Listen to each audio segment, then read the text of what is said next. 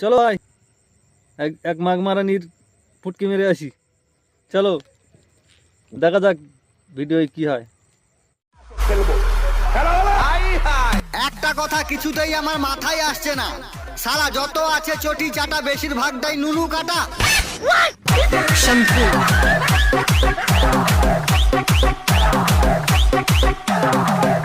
না না না না না ভাই, ও কথা বললে হবে না। চল তার প্রমাণটা পোল্ট্রি মুরগির দোকানে চল। কাটা মালের কত দাম আর গোটা মালের কত দাম?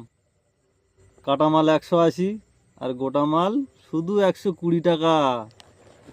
এর প্রমাণটা তোরা দেখলে কাটা মালের কতটা সম্মান, এদেরকে শ্রদ্ধা করে, ভালোবাসে।